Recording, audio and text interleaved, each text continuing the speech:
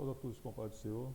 Hoje à noite nós teremos o início de mais um trimestre da Escola Bíblica Dominical, que será antecipado hoje às 19 horas aqui no Alto da Fábrica e em todo o estado de Pernambuco também.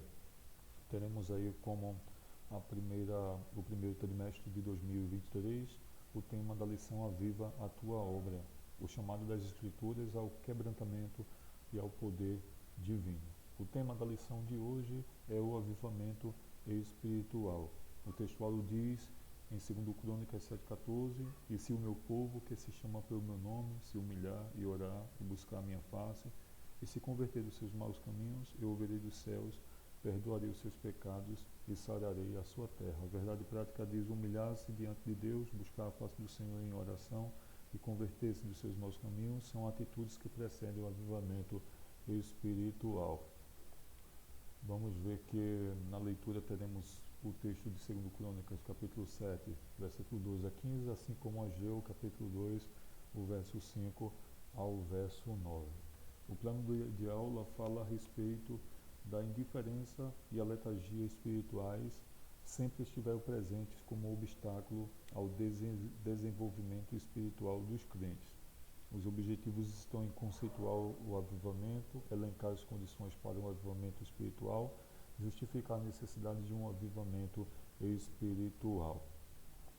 Na introdução, nós temos aqui a informação de que é indispensável para o crescimento da igreja, o avivamento é indispensável para o crescimento, desenvolvimento e o cumprimento da missão integral da igreja na terra.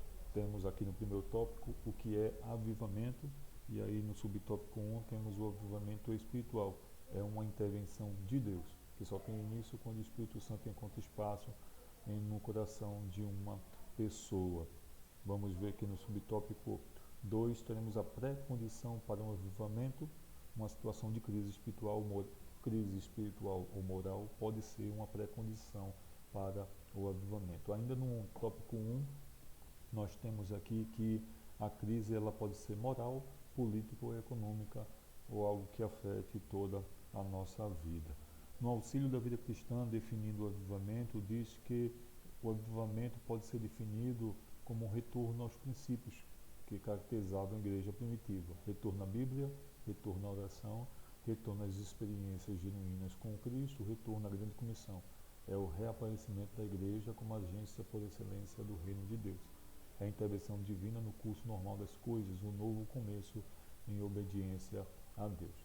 Nós temos também no ponto 2, no tópico 2, sobre a questão das condições para um avivamento espiritual. Vimos aí que a crise pode ser uma condição, claro que essa crise nunca é buscada, mas uma crise pode trazer aí um avivamento. Eu anotei aqui que a crise sempre será consequência dos nossos erros, né? O cansaço advindo das nossas fraquezas nos mostram dois caminhos, o avivamento ou o afastamento, ou seja, não é a crise sempre que vai definir o avivamento na vida da pessoa, é como a pessoa se porta diante dessa crise, a sua verdade e a sua busca por arrependimento e por presença de Deus. Então temos aí a crise como um dos fatores para o avivamento, a humilhação diante de Deus, como disse, não apenas a crise, mas uma pessoa que se humilha diante de Deus, a oração e a busca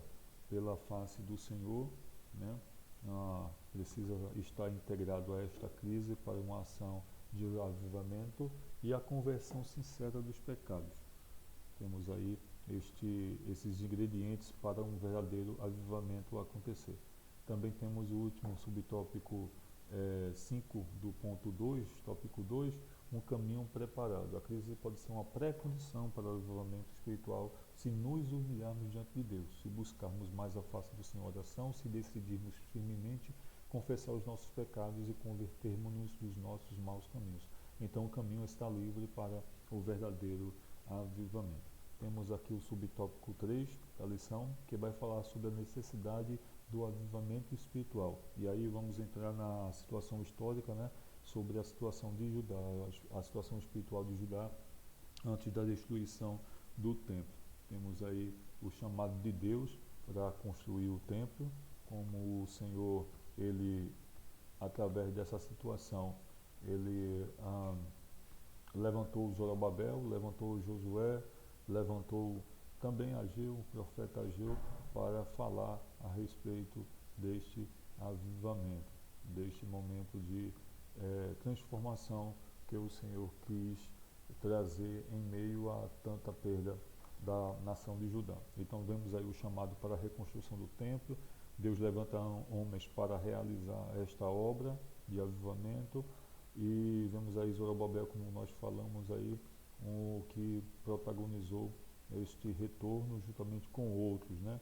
E Deus usa até no meio aí pessoas que não servem ao Senhor, como o caso de Ciro, para executar a sua vontade.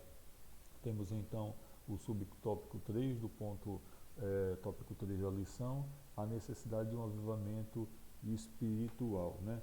E nesse subtópico 3 diz que a inércia de muitas igrejas só pode ser abalada por meio de um verdadeiro avivamento espiritual.